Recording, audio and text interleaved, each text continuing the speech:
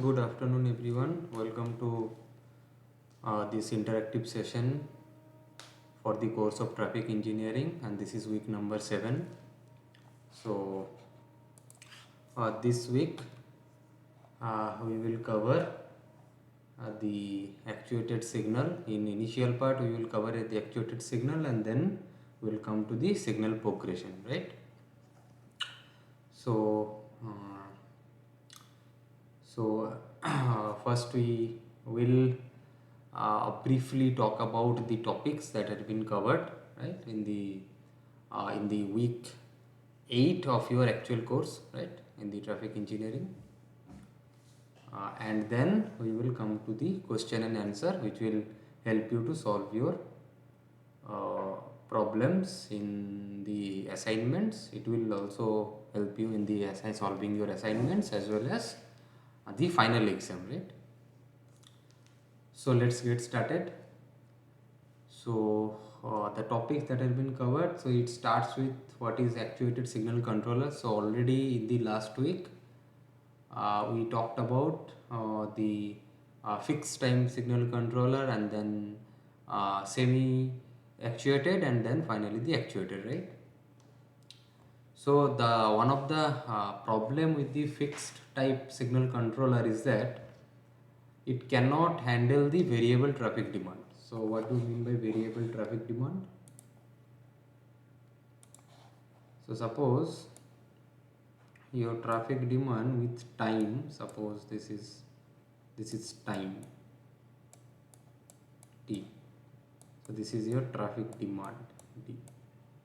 So suppose this is cycle 1, this is cycle 2, and this is cycle 3, right, and so on. So if you see, your traffic demand is not fixed. Maybe this is for cycle and like this, and then maybe like this. So if you see here, the traffic demand is suppose, let's say this is your capacity. Then for this, maybe demand exceed capacity. For other things, demand may not exceed capacity. That is, one is undersaturated, other one is the oversaturated. Also in case of undersaturated, also the flow might, or the demand might vary with time and with cycle in case of signal, right? So because of the fluctuations, if you see, if for some cycle, if your uh, the demand is exceeded the capacity of that particular cycle I am talking about. So in that case, uh, because you have a fixed signal controller, so there will be queues, because at that cycle the queues will be there, and then in the next cycle, if the volume or the demand reduces, then it will clear the pending queue, right?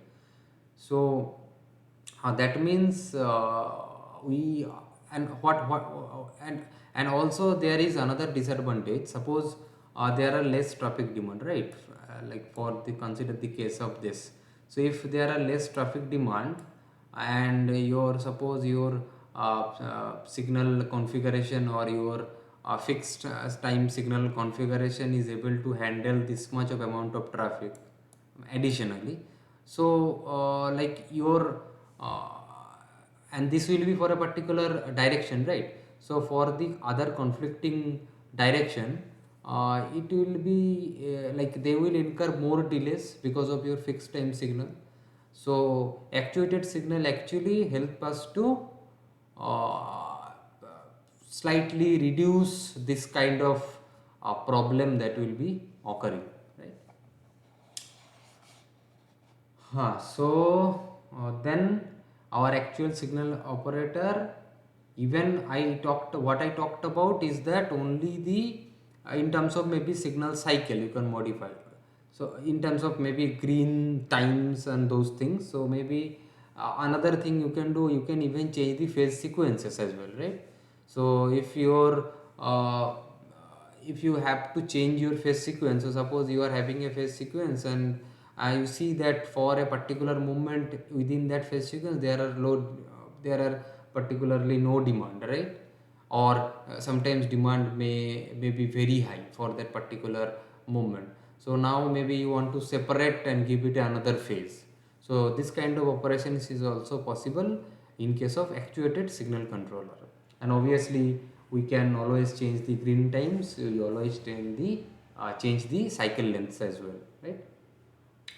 So cycle length is total cycle length, and in case of adjusting the green time, it is the green time that is provided out of that cycle, right? That can also be changed in different phases, right? And also even the phase sequence we can change. So that's how our actuated signal controller can operate. And then obviously, as we talked about previously, that there are two types of actuated signal controllers. First is the fully actuated, another is the semi actuated. So in case of fully actuated, uh, the detectors are placed both on the major road and the minor roads, right? So both of these, suppose it's a four-legged intersection. So if it is a four-legged intersection, detectors will be placed on all the approach legs, right? So not on the one approach leg, but the all of the approach legs. So that is called the fully actuated. In case of semi actuated, what is happening is that only the detector is installed on the minor road, right? Not on the major road. So in general, the major road is given the priority, but after reaching a minimum of green time in the major road, and also if it detects after the minimum green time, if it detects some movement in the minor road, or some vehicles or pedestrians there, those are waiting in the minor road, so that time this through movement, suppose let's say it's a major through movement, so that movement has been stopped, and then this movement actually operates. So that's how a semi actuated operates. And in case of fully actuated, it will detect all the four movements, and based on that it will try to maximize the flow or throughput or output, whatever you can say. So then how detectors operate? So there are two types of detections that are actually here it is mentioned. So first is the point detection, second is the area detection. So in case of point detection, actually we are detecting, we are placing a detector, and as soon as your vehicles crossed that line, so let's say the example, this is the stop line. Let's say this is the stop line. So now if it is the stop line, and if the detector is placed here somewhere, so once the vehicle has crossed it, it it will automatically generate the request, right? That one vehicle is waiting, or maybe two vehicles are waiting, like that. So it's a point detection, and based on the detection, the signal controller will change its either depending on the situation. If it is a semi actuated, then it will ask that start uh, you should start giving priority to the minor movements once you reach the minimum serving time of the major movement, so like that. And then something is called area detection. So within a area, if a vehicle enters, it is usually like that. So if it is enters and if it is stopping here, so in that case also the vehicle detects. So in area, how many number of vehicles are waiting, so based on that it is area detection works. And these are applicable in different scenarios, right? So that's how a actuated signal operates. So now, without going much details into the actuated signal control, we will talk about another important topic, which is called the signal coordination. So you see, if you see any urban area, whether it is a CBD area of a city, like a central business district area, or whether it is not in the CBD area, maybe outside of the CBD area. So there are many signalized corridors, right? So there are many signalized corridors that exist in the urban road. So what usually happens is that vehicles are majorly facing delays in the signalized intersections, right? So one of the uh, major delay causing area is the signalized intersections, and we cannot directly say that because vehicles are facing delay in the signalized intersection or at the signalized intersections, so maybe we do not need to install signalized intersection, because it has some other purposes like segregating the traffic volume. Sometimes if you are not giving signal or installing signal, so maybe your delay maybe previously was much more than what it is right now. Hmm. But still we need to see that how to minimize the delay that is incurred in the signal. So one of the thing that we usually do is to design our cycle, design our uh, cycle length properly, right? Like what is the green time for this phase, what is the yellow time for the other phase, and like that, which actually we discussed in the previous week, right, in this module itself. So now it is not about the signal timing, it is about the coordinating of the signal.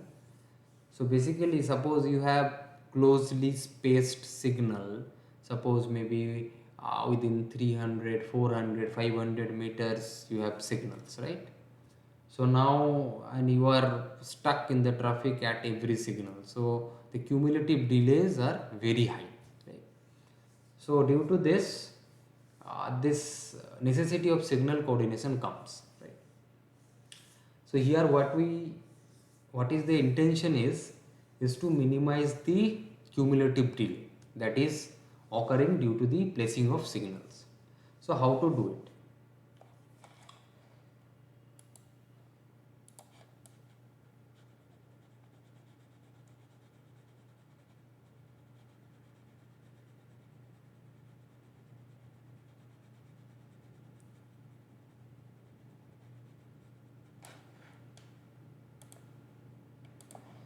So suppose it's a corridor consists of four signals, right? So three signals, signal versus signal, and vehicles are coming, right? So now if I can design my signal or the whole corridor in such a way that during the green time, if a vehicle comes and pass through here, it will reach here exactly in the green time, not in the red time, and green, like a through thorough movement, right? If I can design my signal in such a way that vehicle which comes here within the green time will also leave here within the green time. So that means it is not that always vehicle will get green here. Vehicle will be stuck here at the red time. That is okay. But once it is green, the thing is whatever the vehicles that are waiting here, it can pass through that corridor easily, right? So now one of the pertinent question is, you can ask that so maybe we have suppose 10 kilometer of a stretch where maybe signals are placed. So how can we do that, because after a distance it may not be possible, right? So that's why it is very necessary, so that signal coordination is applicable at those instances where your signals are closely placed, right? Whenever a signal one signal and other signal are placed at a distance of suppose 1 kilometer or more, so in those cases we may not actually, it is not suitable to use signal coordination at all, right? So because here distance are less, so That's why we talked about signal coordination. So in this way you can reduce the cumulative delay and save lots of travel time, right? So this is the need of doing this signal coordination. Okay, so here those things are mentioned, the factors like a link length. So here link means this is the link, I'm saying this is the total link. So this matters, like you cannot do a signal coordination after a while, right? It is not feasible and it is not possible. So one of the major disadvantages, you always giving the priority to through movement, then your other movements will be having problems, right? Your other movements will incur delay. Also your uh, even uh, even it will lead to some other issues as well, right? So second is interconnection desirability index. So here it means that how those are interconnected, right? So means first one is the volume imbalance. So suppose if it is your signalized corridor, so there are volumes, turning volumes as well, right? So volume imbalance means what is your Q through by what is your Q total, or maybe capacity, whatever you can say, right? So total movement out of the total, suppose 1200 vehicles, if 1000 vehicles are going through only, so then your volume imbalance is very less. And we have to identify such cases, because suppose you have a signalized corridor, but now you are seeing that there are much movements which is occurring at the left and right. So then you have to think about giving priority to those movements, not the through movement, because it is not a corridor with heavy traffic volume. So you want to pass your heavy traffic volume together. That's why and that's how we minimize the delay, right? So it is called the volume imbalance. So now the platoon dispersion. Also how your platoon disperse, it will also depend. So uh, suppose there are that same example we can say. So suppose there are less vehicles are going. So if there are less number of vehicles are going, the time headway and space headway between the vehicles will be increasing, right? And as it will increase, so that means it will not travel like a platoon means the every vehicles they are waiting and they are traveling like a together they are together they are traversing. But in case of fewer vehicles, this platoon dispersion will be higher. It will not be lower. So in such cases also signal coordination is not desirable. So then another thing is coupling index. So it is mainly used to see whether whatever you coordination you want, or after you develop the coordination, is it that it will benefit your, like how much benefit is there once you basically apply signal coordination along a certain corridor. So this is what coupling index means. It is also, I think whatever I remember, coupling index is number of volumes of vehicles through vehicles which are going by the length of the link. It is called the how it is potential benefit. So suppose your length is less and your volume is high, that means the value is high. So as your values are higher of coupling index, it is saying that your benefits are greater, right? So another factor which is given, it is called the coordinability factor, right?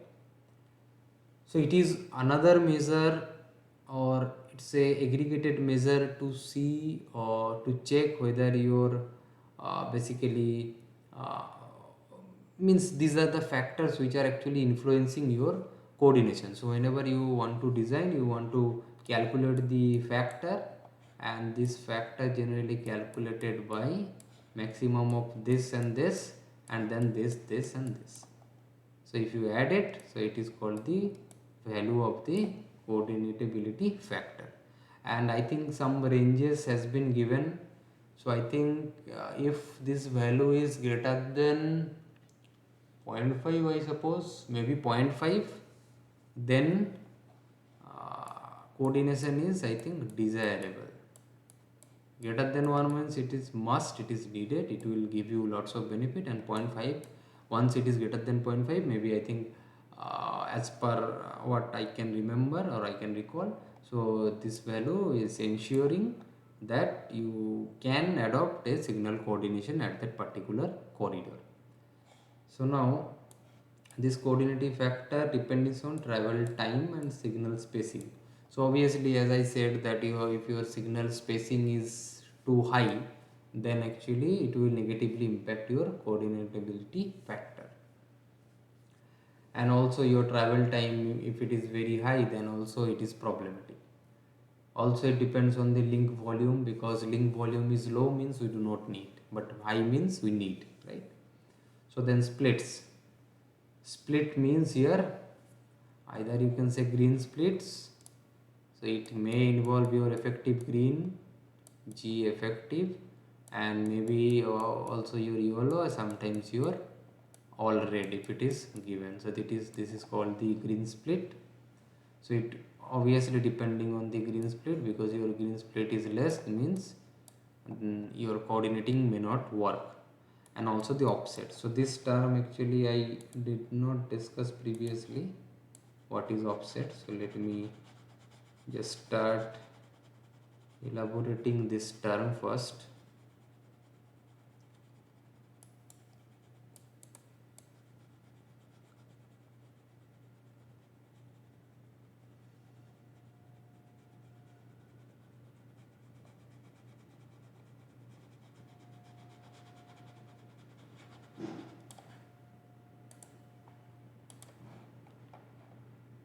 Okay.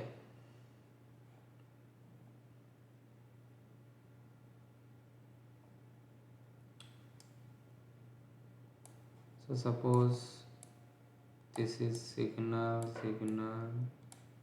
S1, S2, S3. Now what I said, once your vehicles are getting green here, it should get the vehicles green here also, here also. Now suppose if you give green here for 30 seconds and simultaneously if you give green here for 30 seconds, now if this travel time is 40 seconds, then obviously this vehicles will reach here at red time but not at green time, right? So now you see, suppose this time is 40 seconds, average time of vehicles. If it is 40 seconds and if this is 0, just getting green, so then after 40 seconds if I start giving it green, and then after that also 40 means total after 80 seconds if I give green here, then only vehicles will get through green, otherwise it may not, right? So this timing 40 seconds is called the offset of signal coordination, right? So this 40 and other things are called the signal coordination offset. So if your distance obviously will vary slightly, so your this offset is also might vary slightly. But when in case of design, we may take maybe for first signal to next signal, what is the time average time taken by the vehicular platoon uh, for reaching from one place to another, and accordingly we may take the uh, take the offset time. So here also there are 2-3 things. One is the ideal offset. Ideal offset means this vehicle will reach this place or this intersection exactly or very close after is giving green. So either it is just going, it is just reaching, and we get the green, and other thing is just it goes and see there already there is a green, but it is not too much away from that time. Maybe after 3 4 seconds I am reaching to that intersection or near the intersection, right? So that is called the ideal upshot, which is very difficult to achieve in the real world, right? Due to various type of variation which exist in the field. So coordination can be explained by the time space diagram as well. So if you can, this is distance, this is time, this is trajectory of a vehicle, this is trajectory of another vehicle, this is trajectory of another vehicle. So now if you see, this is the green time for this signal, this is maybe the green and red. So like that you can visualize it, but here it is slightly difficult because we have to change our color, then only it will be clearly visible, right? So but I think that it is given in your course material, so you may go through the course material for better understanding, right? So then there are two types of controllers, master controller and local controller. So generally, whenever we talked about signal, always there will be signal controllers, right? So in case of signal controllers, there is actually always for isolated signals, means which is not coordinated but the operating as an isolated manner. So for such signals, there is always local controller, right, which is actually working. So but in case of signal coordination, we also need some kind of master controller. So why it is needed? It is needed to synchronize the local controllers of that particular stretch where we are wanting to do a signal coordination.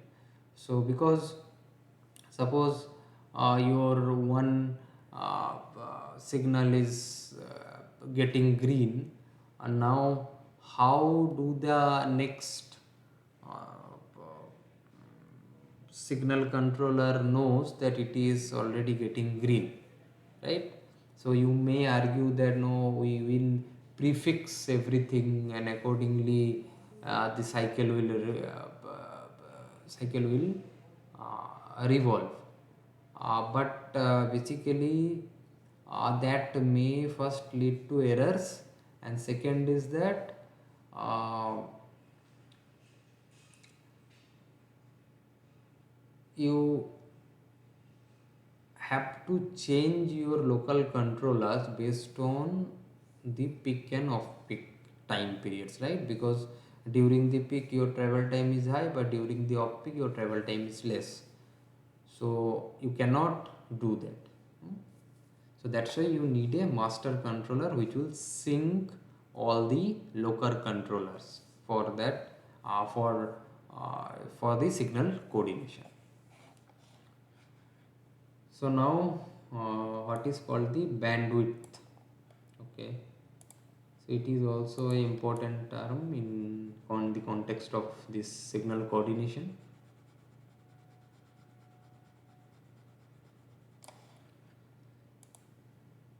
Hmm.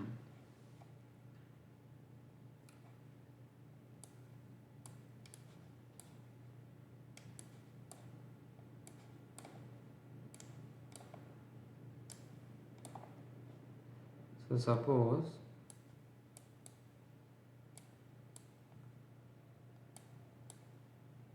this is the green, this is the green, this is the green, right?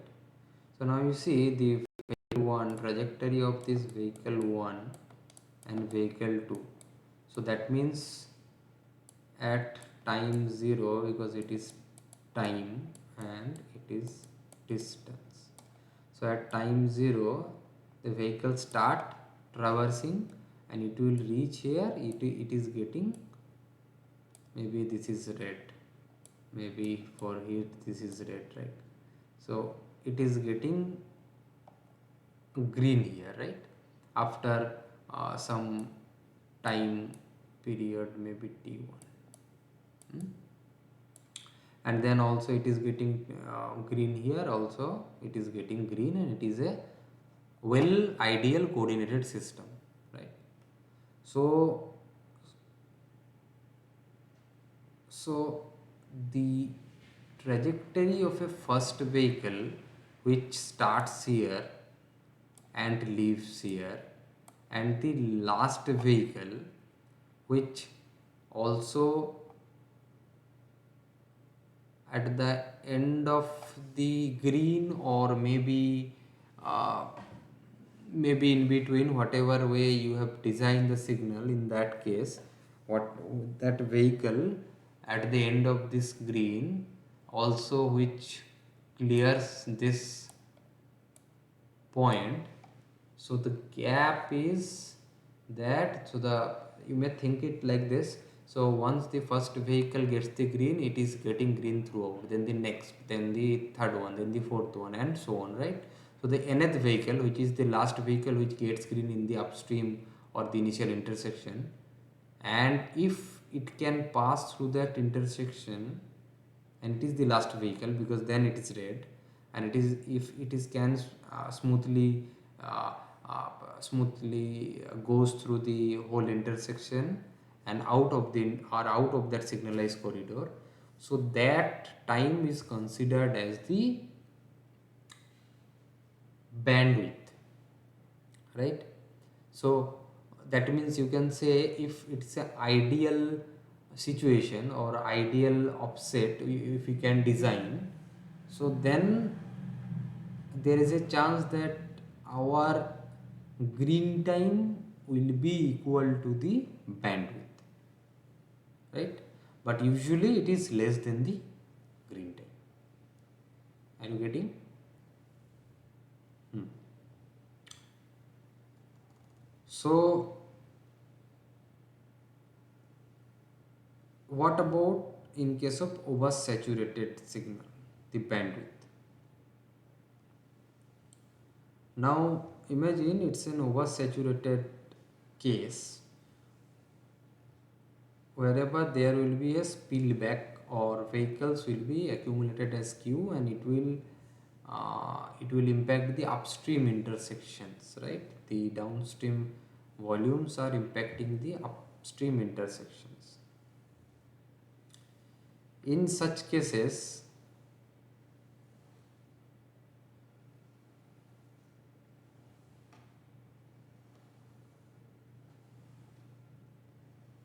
what is the bandwidth? So now none of your vehicles ideally can pass through that area.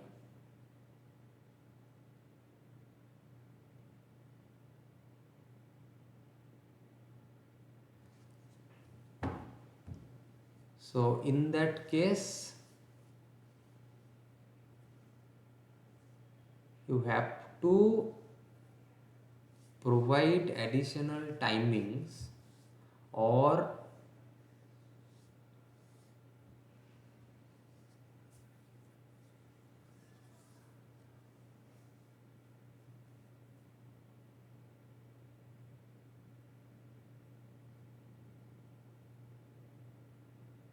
so you have to provide additional green time even before these vehicles arrives to the this intersection, so that that queue cleared and you can reach it. Otherwise it will be difficult in case of oversaturated situation. So what about the bandwidth efficiency? So already I told the bandwidth is this. So bandwidth by the cycle time, this is called the bandwidth efficiency. So how efficient is the bandwidth, means how efficiently, like you can see it is working, uh, working kind of a kind of a green time, right? So it is working as a substitute of green time. You can imagine like that. For a isolated intersection, it's a green time. For a signalized corridor with signal coordination, it's a kind of bandwidth, and this is called the bandwidth efficiency. So then another term is the bandwidth capacity. So basically, how many vehicles are passing throughout that corridor, that is called the bandwidth capacity. How many vehicles can be passed through that corridor? So bandwidth capacity. So it can be calculated. So once you know, so we know that cycle time is c, and in cycle time the maximum number of vehicles can flow is, this is saturated, right?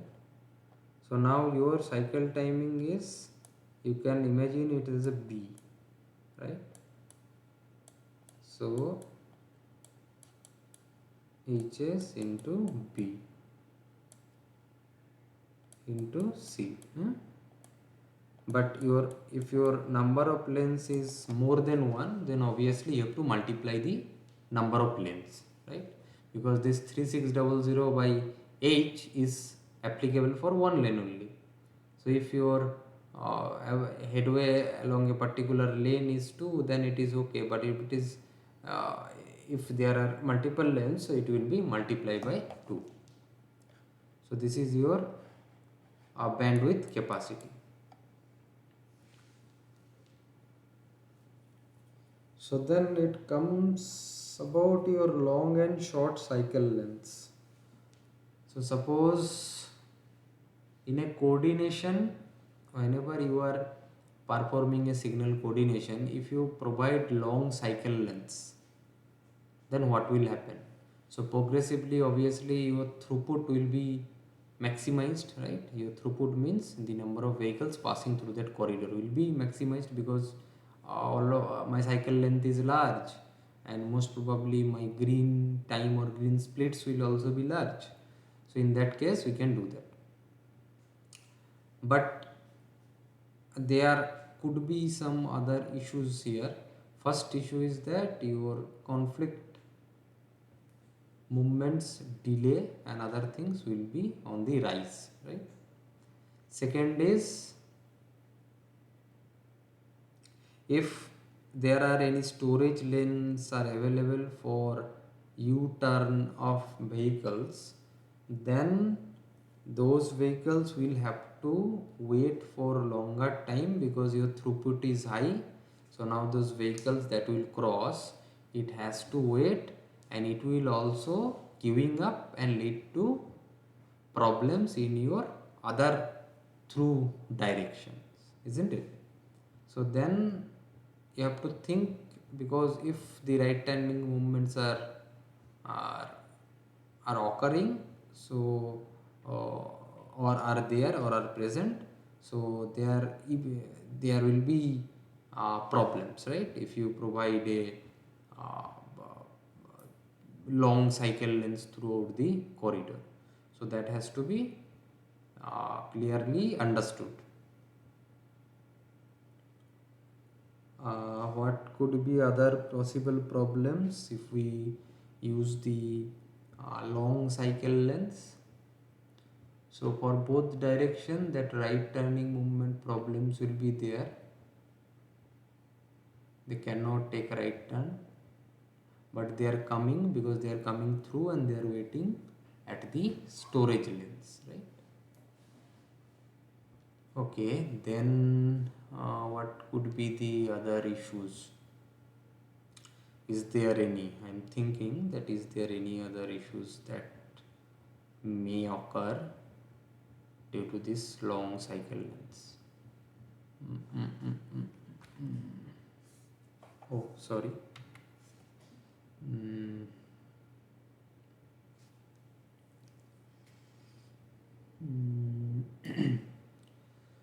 Long cycle length issues. What could be other challenges?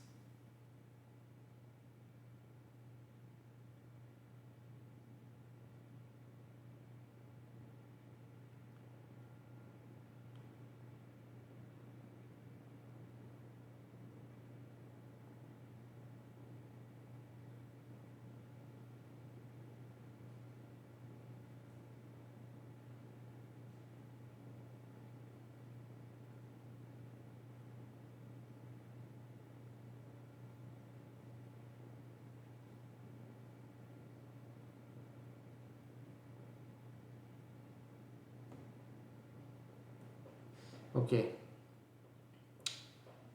so I think that's all for this long cycle length. Now, if your cycle length is short, then obviously you cannot serve your demand, right?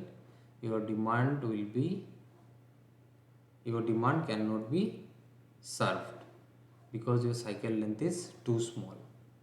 Hmm? Okay, let me go to the next slide. So this is called split, which I have already discussed, that green time plus yellow time plus all red time. So in case of split is too long, if your green split is too long, then the same problem will occur which I did for longer cycle lengths. So if they are longer cycle lengths, then obviously green splits will be higher, and if your green split is higher, your cycle length is normal, so then also at some approaches there could be unutilized green, and also if it is heavily loaded direction of traffic, and then your right turning movements may also hamper, and two short splits obviously will not suffice the demand. So then there is something called force off. Basically it is applicable to this, I think, semi actuated traffic control signal, this force off case. So not it is, no, it is related to the signal coordination, I think. So force off means it will give, no, actually it is signal coordination but semi actuated case. In this case this is force off is applicable. So here the scenario is that from your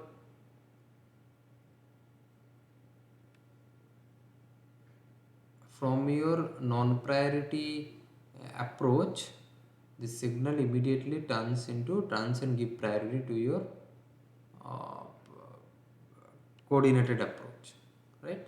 So this is called the force off. So you are forcing to change and then do this due to some maybe heavy traffic jam in this through put or through direction. So then offset. So also I told offset, there are different factors which might impact the offset. There is the signal spacing, right? What is the spacing? Then what is the speed of the platoon? Hmm? So these are actually impacting your offsets. Then I already talked about the ideal coordinated system. When once a vehicle dispatched from a upstream intersection, it will reach to that downstream intersection uh, very closely to the closely to that time when just green is initiated at the next intersection. So then the ideal offset means also same thing, at that particular offset or time it will just initially reach to that particular downstream intersection. So then here it is included. Okay, so this means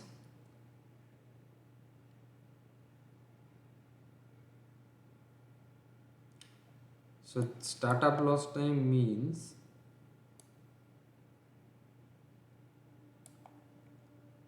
okay. So suppose here your signal 1 and signal 2. So here the vehicles are just getting the green, and before that it is just waiting here at the time of red, right? So now what we usually calculate, if this distance is d and if their average speed is v1, so we actually calculate this L as d by v, right?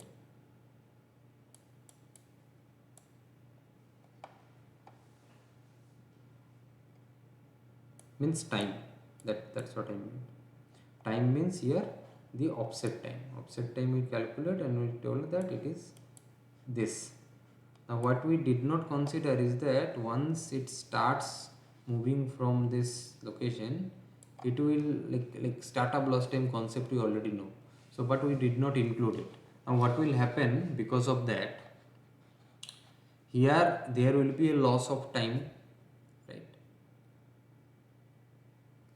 So now this t time it should reach here, huh?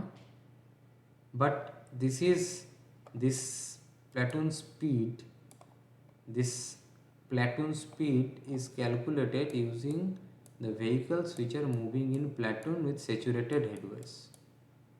But there will be some vehicles which already got, because their distance headways are not same as the behind vehicles. So now for that some vehicles will reach here quickly. So you need to give some you have to t minus, you have to put it this L1 or lost time, right? So you are giving green slightly before than the expected t time. Hmm? Why you are giving? Because you have calculated the platoon speed based on your saturated movement flow. Your assumption is that. So now because you have some vehicles and then your some startup loss time is there, that vehicle will move slightly far and then rest of the vehicles will join. So because of that this scenario will occur. So now signal progression as one way street. So whatever we are discussing, it is nothing but the simple signal progression, right? Wait, let me just drink some water.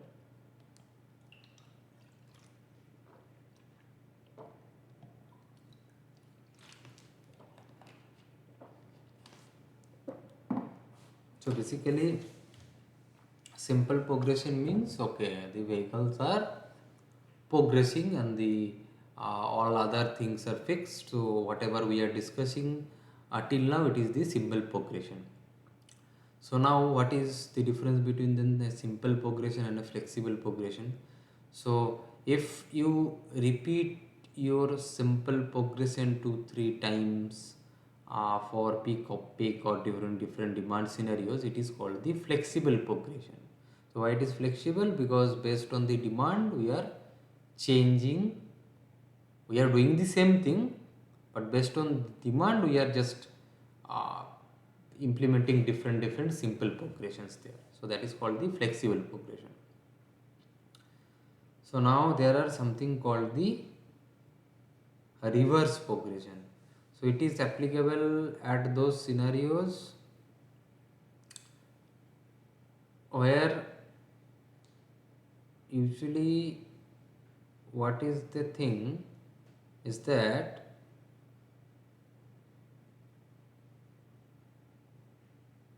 the in case of oversaturated scenarios where there are already vehicles which are impacting the upstream movement of vehicles, in such cases actually the you if you calculate that what is the time it takes for that to reaches the secondary, so you are not even allowing any vehicles to reach from A to B, because already your queuing is there and vehicles are progressing in a reverse direction, not in the forward direction. So in those cases, so you will get a negative ideal upset, not the positive one, right? So first you must have to clear the queue and then only you can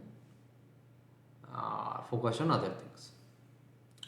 So there is something called the alternate progression.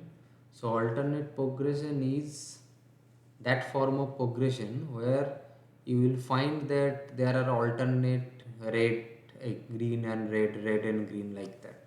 Suppose there are 4 signal, you are seeing first is green, second one is red, and then you see the green and then you see the red, like that. So it's a alternate progression. So here you will find that at that particular cycle time your offset is equal to your cycle time by 2. So in that case alternate progression may occur. So it's like you are seeing that green red, green red always. It may not be always true, right? So that your green red and green red is occurring, but In case of alternating progression, it is the thing. So, and accordingly, actually, you can uh, reorient or calculate your other parameters. In case of double alternative progression, you will see both green green at the same time and then red red. So it is more applicable in those scenarios where signals are very very tightly spaced, right? So there is something called also the simultaneous progression where you see the simultaneous greens, right? So then finally it comes to the oversaturated signals. So now we already talked about the signal progression and initially the actuated signals.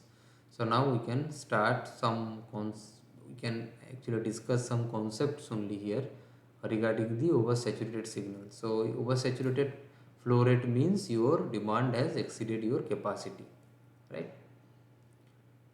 So in this case there are some terminologies like overflow queue. So suppose you have a signal, right? So signal can serve suppose V number of vehicles during its green time. So now suppose at that particular uh, after that particular cycle, suppose there are V1 vehicles, V1 number of vehicles which actually remained and it is not served.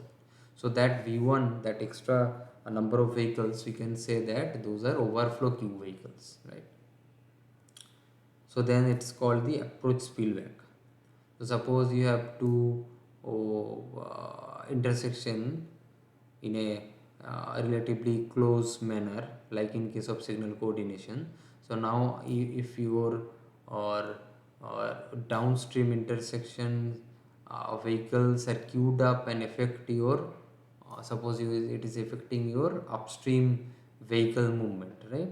So now whatever the vehicles have queued up at your at the upstream movement from the downstream movement, those are called the approach spillback, right? So these are actually prohibiting the other vehicles uh, to move forward. So then there are something called the storage bay spillway. So suppose you have a through movement and a small right turn storage bay. So now your right turn storage bay movement or vehicles are queued up due to the red at the right turning movement, and then because of the excessive vehicles it actually spill back and affected your normal vehicle movements. So that those spillbacks are called the storage bay spillbacks. So then there is something called storage bay blocking. So now it may also happen that at the through lane there are many vehicles, so now it is blocking the your turning movement and turning movement vehicles, right? So that is called the storage bay blocking. And then the starvation. So starvation comes when uh, your maybe in the downstream intersection there is go green, but your upstream intersection there is red, so that's why vehicles are waiting there. So in that case basically your downstream intersection means the green time at the downstream intersection is not working, so it is creating a starvation, right?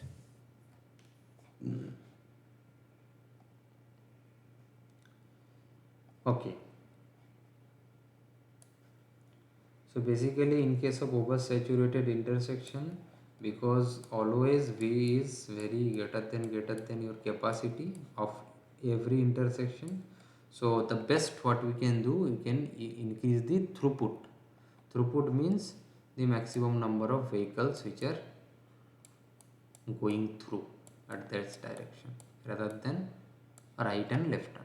So that throughput we want to maximize. So that is our operational objective in case of any situation where oversaturated condition exists, right?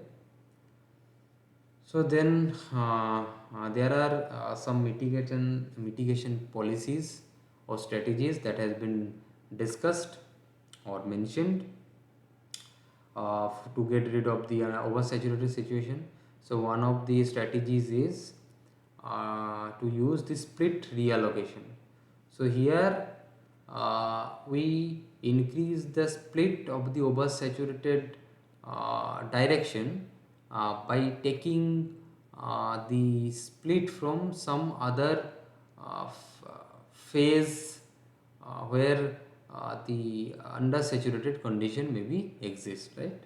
So that is called the split reallocation. So we are reallocating the split and we are increase the this movement, which is the oversaturated flow movement. So in that movement we are actually splitting or reallocating the split, green split.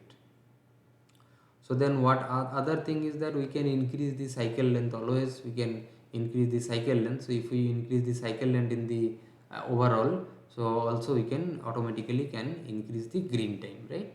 And in case of split reallocation, we are not changing the cycle length. Our cycle length is fixed, but we are doing the split reallocation. So then the green flush. So green flush is it is like for, because it's a coordinatedly uh, vehicles are queued up and impacting the upstream intersections, and there are more queues. So what it intends to clear those queues by giving green flush. So like flush is given, so once this here more vehicles has been passed, so this automatically the upstream green times are lessen, right? So once this is the heavy vehicles are passed, it is stopped or it is closed. Or the means in case of downstream signal there will be more uh, green movement or green time, and then for the next there will be less and less and less, like that in a sequential manner. Actually it may give you the green flush. So you are flushing the vehicles during the green time, it's like that. So green extension is because your green time is not sufficient, because you have to increase your capacity, so that's why you are extending your green. So you can extend your green by taking green for some other approaches, or maybe by increasing the cycle length. So then once you have a oversaturated flow for a particular direction, so you can serve that particular phase two times during that same cycle. First, second, and then you come back to the first, then you can go to the third. It's like that. So it is called the phase reservice. You are reservicing the phase twice, or maybe sometimes more than twice, but usually it is twice maximum. So this phase truncation means, suppose along this direction you are having that oversaturated issue, and now you are basically serving this, but while you are serving this, maybe you are seeing that queues are severely increased, so you just truncate or close down that phase and you start this phase to be served. So these are kind of, you have to install some kind of obviously detectors to do that, right? So then there are called the negative offsets. So negative offsets means, so you have to clear your vehicles, since your vehicles are queued up.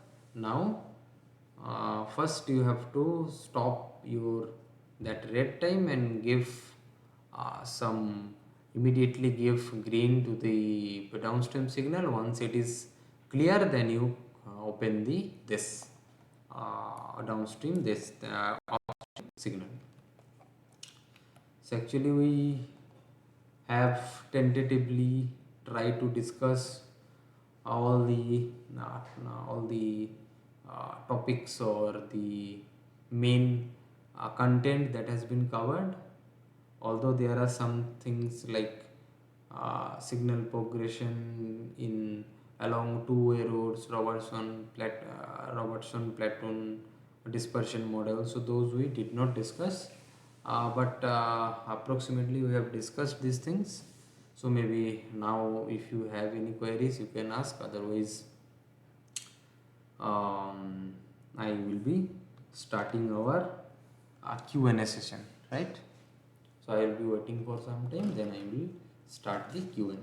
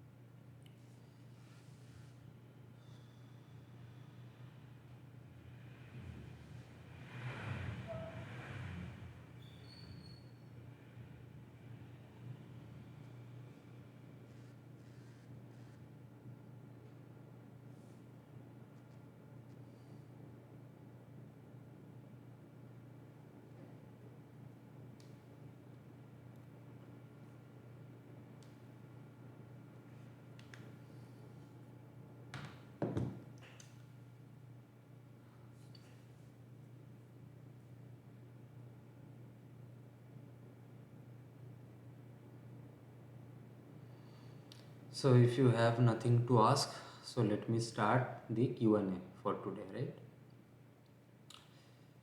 So first question is presence.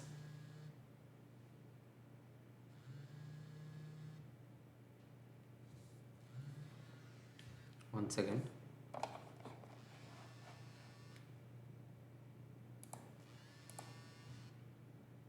Yes. Hello, sir. Ah. Sir, actually, I went to Tech Market right now. Ah. So they asked me to go outside the campus. Like there was a small shop there, like behind the Amigos outside. Ah. So they said that go there and purchase it. Like if you want, they will show the like हम अभी हमारे पास कोई नहीं है अभी इधर tech market से, लेकिन तुमको चाहिए तो बाहर जाके Okay. आप कर ही सकते हैं. So right now I cannot. Okay, it's fine, sir. Like I will try. I will go there and Ha. check it, the Ha. specifications, Ha. and tomorrow we will take. Okay. Okay. And another thing is like the Ethernet to USB cable is there, na, sir. Ah. I think that they are said that TP-Link is not that good actually. They don't prefer to take that one. There are so many errors, like hardware issues with that device. So they said you can buy another thing from anywhere. They said some other company. Means which you ordered? I ordered already. We ordered it. So वो वाला नहीं ले लो, मत ले लो, ऐसे बताया था sir वो बोले. I don't know. I ordered na already. अच्छा, मतलब अभी कैंसिल कर सकते हैं सर वो? I don't know. That I have to check. अच्छा, हम उधर उधर 600 में ये वाला 1200 वाला है इधर. हाँ. So ठीक है ठीक है. I will call you. I will call you after some time. I will call you. You will go and see. Then I will call you. Okay. Okay.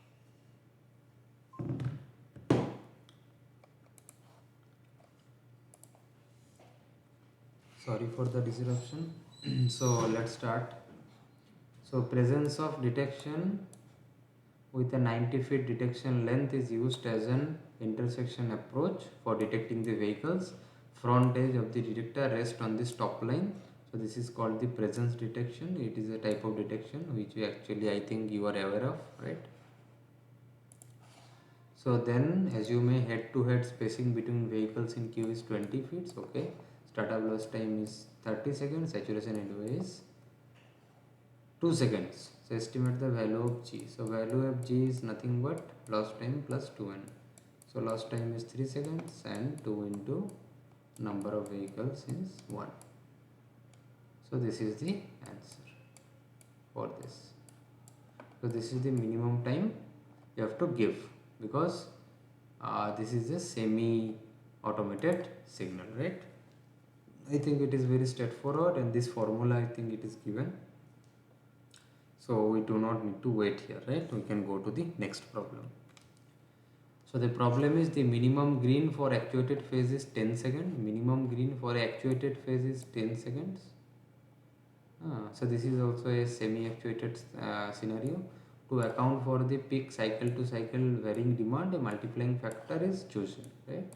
So what is the value of critical cycle length? So I think you know about what is the critical cycle length. Critical cycle length is that cycle length where all the maximum green that has to be given, it is reached for all the movements. So this is called the critical cycle length. So now we have to calculate the critical cycle length. So our Green's plate for actuated phase, it will be multiplied by 1.4, and then our non-actuated phase into it will be also multiplied by 1.4, because it is saying that cycle by cycle demands there is variation. Because of that we have to increase the actuated Green's plate and this non-actuated Green's plate, and then this 3 plus 1 is the change interval plus clearance interval for this, and 4 plus 1. So this will be our cycle length. So what is the value? 15 into 1.4 means I think 16 or what?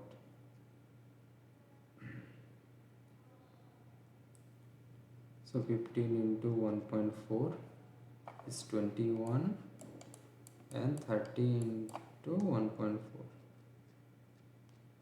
is 42, plus 4 plus 5. So 21 plus 42 is 63 plus 9. 72 is the answer. It is the critical cycle length, right? I think it is very straightforward. Should I need to wait or should I go to the next one? You tell me. Because here the catch is you have to multiply your Green's plate to 1.4, because cycle by cycle demand will vary, right? So maximum it is going to the 1.4, that is the factor, and then you do the same thing. So the third one is, which of the following statements are true regarding actuated operation of phase? Okay. So first is, the current actuated phase will terminate if no vehicles are detected for the duration of even mean green time is not achieved. So it is not true, because there is something called a mean green time which has to be achieved in case of actuated operation phase. After that only it will go to the next phase if there are no vehicles, but before that it will not go. So the current actuated phase will terminate if there is an actuation on the conflicting phase. Okay, there is a actuation means there are vehicles, and if there are no vehicles detected for the duration of passage of time for this particular phase, so there are no vehicles and minimum green time is achieved, and also actuated is there, so it is the true. So for semi-actuated operation, controller is programmed to duel with the actuated phases, displaying green for maximum direction. For semi-actuated operation, controller is programmed to duel with actuated phase. This part is correct. Displaying green for no, it is for not maximum direction. No, it is for minimum direction only, minimum duration only. So it is also not true. So then the passage time should not be so long that strangling vehicles may retain the green. So it is a true statement. It is based on that detection, passage time detection for point and for area, right? So it is saying that it should not be so long, passage time, the passing of that area, that is the passage time, that straggling vehicles may retain the green. So whatever the vehicle that are passing, that may retain the green, that it may lead to returning the green. It should not be so long, right? So it is like, it is so long from this red line that always there are vehicles and green is retaining, right? So it should be within a reasonable distance. That is what it's saying. So it is true. So as per coupling index, okay, coupling index means volume by distance. This is the coupling index. For two-way adjacent vehicles located at 1000 feet apart and having a two-way total traffic volume of 1200. So now your volume is 1200 vehicles per hour and 1000 feet apart. So it is 1.2. obviously it is greater than 0.5. So the signal coordination is desirable. So if it is less than 0.5, then it is not desirable. If it is greater than 0.5, it is desirable, right? So it is very straightforward. You know what is coupling index. So there were some things like coupling index, then interconnected something index, right? So those things. So then the next is two signals are spaced at 300 meter on urban arterial. Okay, it is desired to establish the offset. Okay, considering the primary flow. Okay, one direction offset we need to design, and then the desired progression speed is also given. So if your desired progression speed is given, so that means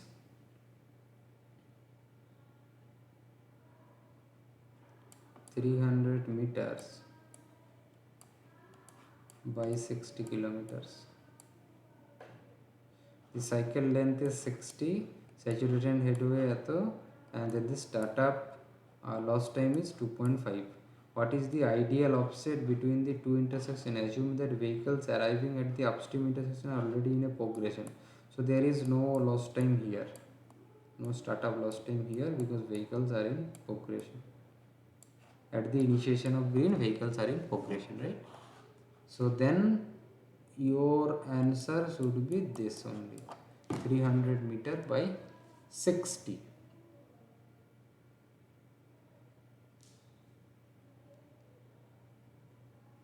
So if I calculate,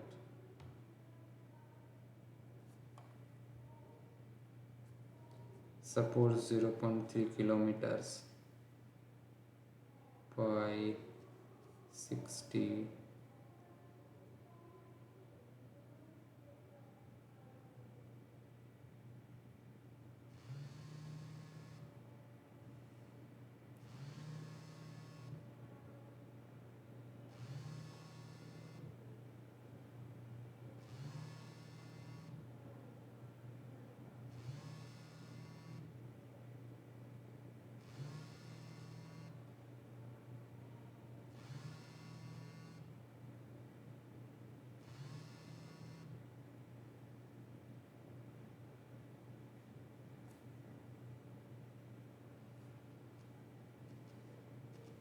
so it is 18 seconds is the offset, right?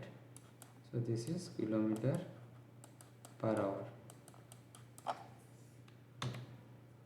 So what is the adjusted offset? Assuming that an average queue of two vehicles per lane is expected at the downstream end.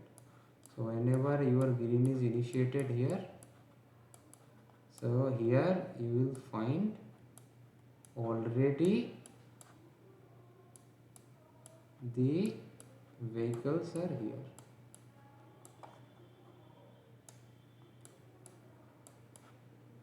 So then what is the adjusted offset?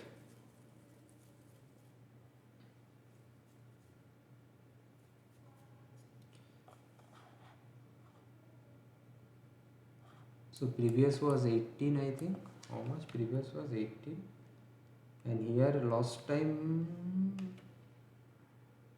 saturated headway 2.2. So saturated headway is 2.2 for two vehicles, right? So this, so whenever you are initiating this, if you did not calculate this, so whenever it will reach,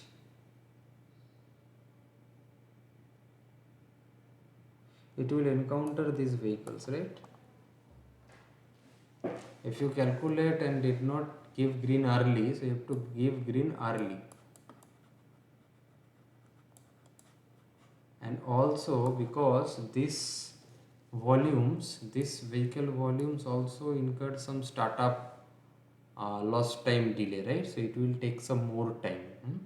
So you have to calculate it like that, 2.2 into 2, and then it's 2.5. So then your offset should be 18 minus 2.2 into 2 minus 2.5, 11.1. So this will be 11.1. I think you got how I calculated it. So the next is based on the, I think, previous scenario itself. The primary flow has two lanes. Bandwidth efficiency means what is the bandwidth time by C. It is equal to suppose 0.36. So bandwidth capacity. Okay. So C we know. So B will be 0.36 into C. So what is the C? So here C is not given. Okay, cycle length is 60. It is given. So it is 0.36 into 60.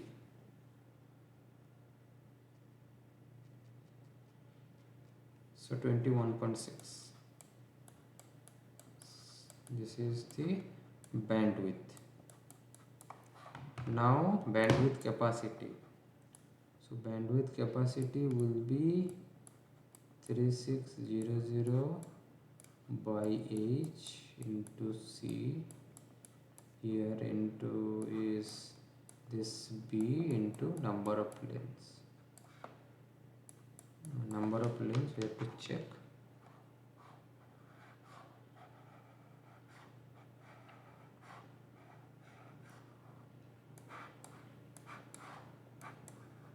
Okay.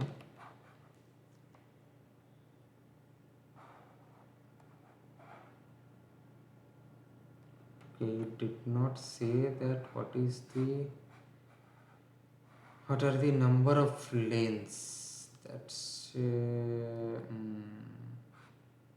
okay. No, here it is mentioned. It is 2 lanes. So now it is straightforward. 3600 into 21.6 into 2 lanes by H is how much? H is saturated headway 2.2. 2.2 into 60 is cycle length. So bandwidth capacity, let us calculate. So 3600 into 21.6 into 2 divided by 2.2 into 60. So it is coming out to be 1178. We have to check the units. This is seconds, this is seconds, this is seconds, 60. This is in seconds, this is 2. So bandwidth vehicles per hour. Okay, this is the number of vehicles that can be passed through the 1178 through that corridor, right? So this is the bandwidth capacity. So I think you got how it should be calculated. So now the next is, which of the following statements are true regarding signal coordination? First is, random vehicle arrivals at each intersection are desirable for the coordinated system operation. So random vehicle arrivals are not desirable, because if it is arriving randomly, then why should we design a signal coordination? It should be deterministic. It will be coming as a queue or a bunch of vehicles, right? Or like a platoon. So longer cycle lengths may result in vehicles in turn ways to back up through the through lanes. That's what I mentioned previously. So if your cycle length is longer, then if something is there in the turn ways, it will accumulate and then it will disturb your through lane, because you are not getting any gaps in your traffic stream to cross it, right? So then shorter split times may result in unmet demand during cycle. Obviously, if your split is shorter, then obviously your demand is not met, right? So that is also true. So force off is the time period that is a control return to the coordinated phase. It is also true. So there are these three statements are true and it is false. So it is also very straightforward, right? So then match column X to column Y. So first you try, then I will be discussing it.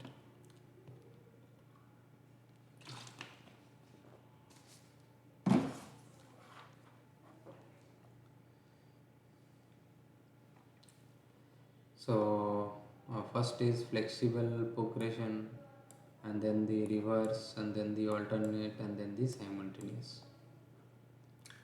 So for type of progression which I discussed, flexible means we are changing that symbol or 2-3 times, like based on the different demand scenarios during peak of peak and maybe inter peak or something. So progression is revised 2 or 3 more times, so it is related to this flexible, and all turn at the same time, simultaneous, right? Or reverse,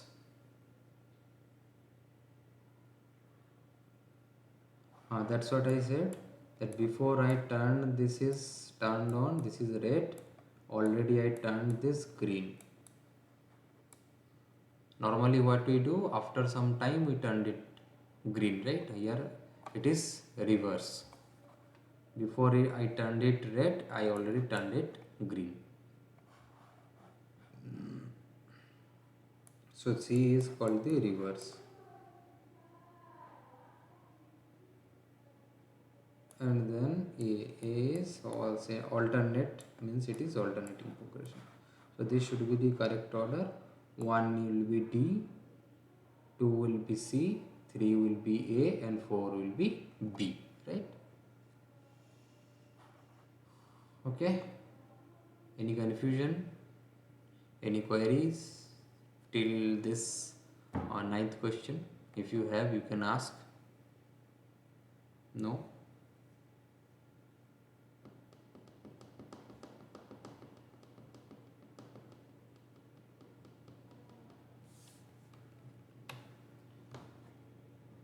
So the next is, which of the following statements are true regarding vehicle platoon dispersion? The longer is the travel time between the signals, the greater is the dispersion. That is true, right? Because suppose this is a herd of vehicles or platoon of vehicles. So if they travel for shorter time, so there is a lesser chance that their space headways or time headways will vary much. But if the travel time is longer, then obviously the distance between those vehicles will be slightly varying, or the dispersion will be high. So it is true. Here also it is true. It is same. So with shorter travel time, more is the opportunity for the drivers to deviate from the average travel time. With shorter travel time, no, so it is not true. There will be less opportunities, right?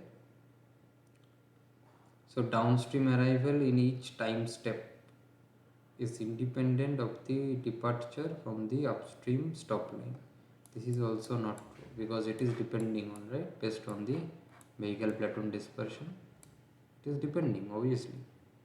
Vehicles platoon with larger size disperse less. Because suppose there are only 4 vehicles in a queue, so they will, because they have the space for their dispersion, they will space, and because they will also travel at higher speed as well. So now there are in the same zone, suppose there are like this,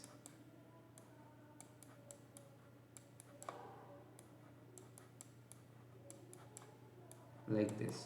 So now what will happen, their chances of dispersion will less, they will come close and move it in a slow manner, you can say, right? So in such cases, this is true, right? So A and D are true.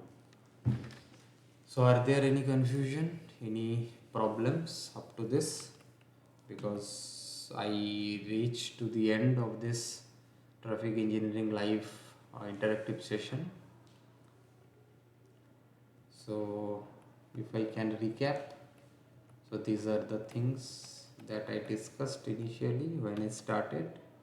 What are the topics covered? Under these topics covered, there are mainly three things that I also briefly talked about today.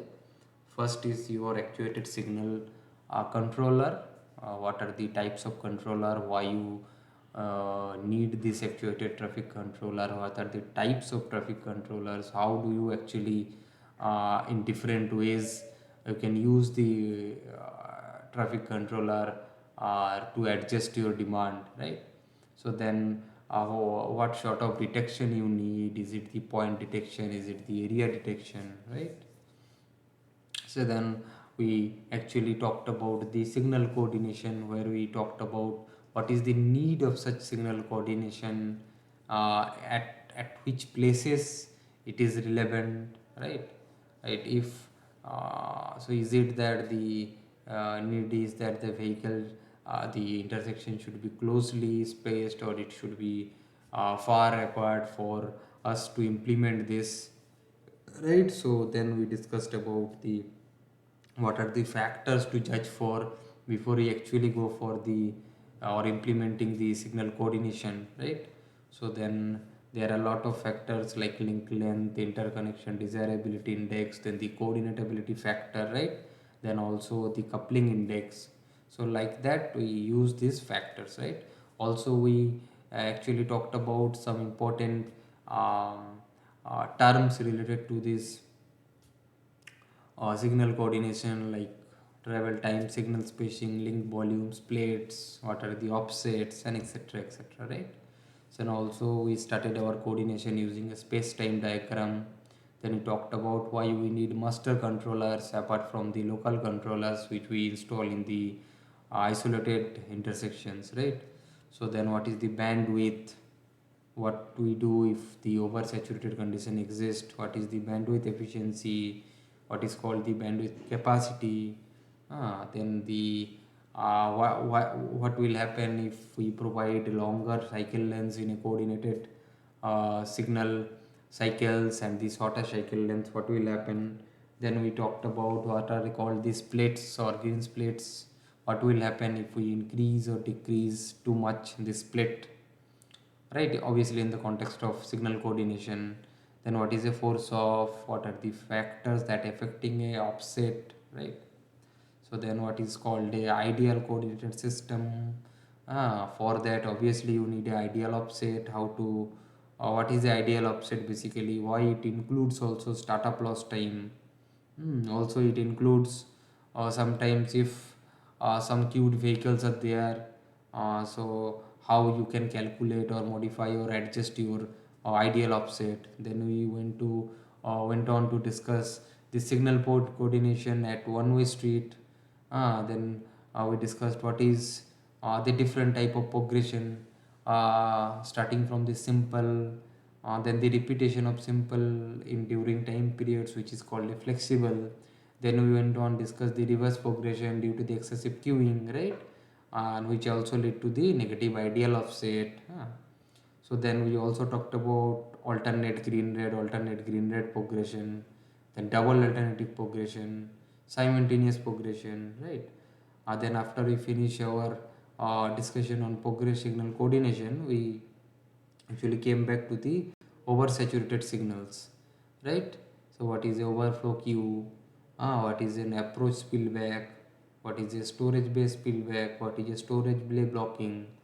Then what is a demand starvation, right? So these are the things we discussed. These are the main important terminologies. Then we come to the what is our operational objective for the oversaturated conditions.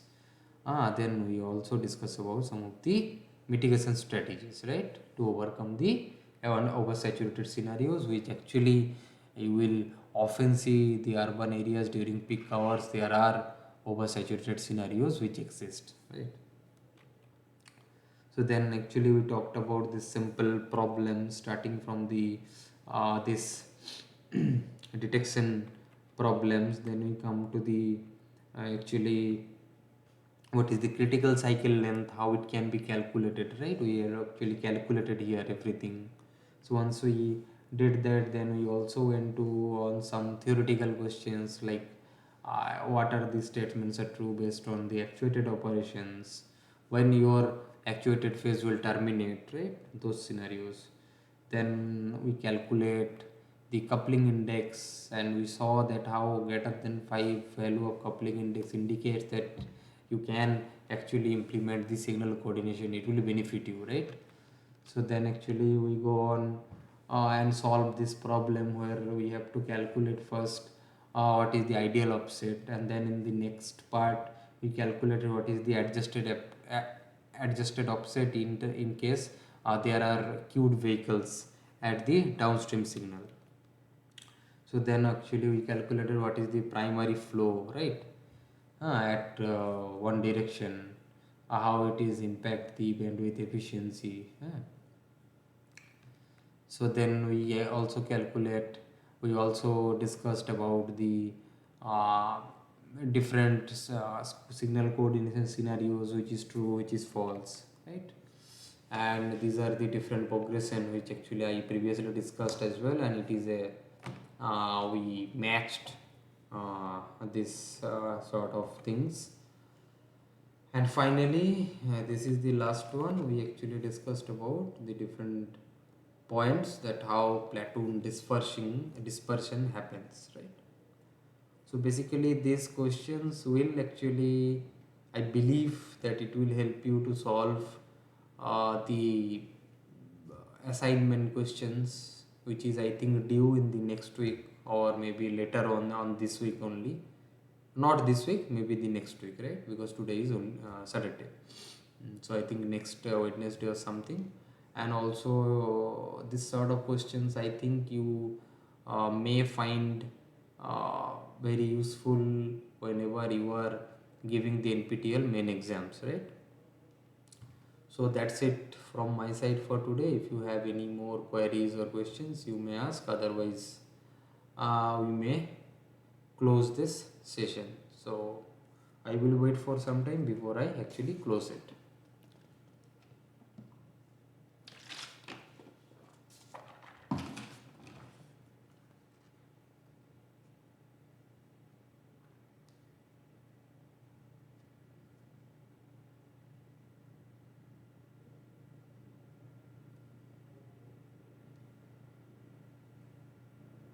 So you can ask if you have anything to ask. Otherwise, we will close it for today and we will meet on the next week.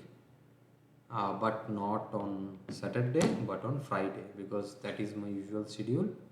But because of something urgent was there, uh, and I went somewhere for my research work, so that's why the this interactive session has been rescheduled to Saturdays, but usually it will be on the Fridays, right? Like that was happening from the 1st to 6th, and it is rescheduled, and again it will be on Fridays for the rest of the classes, I believe. I do not think any changes will be there in the next subsequent classes.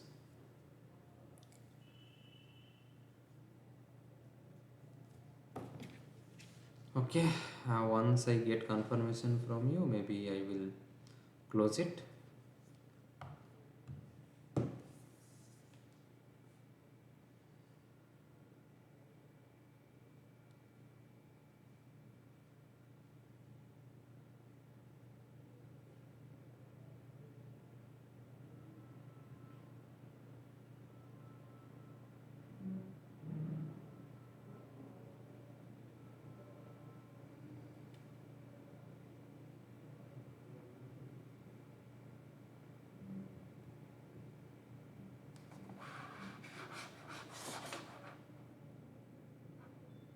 So shall I close it or shall I wait?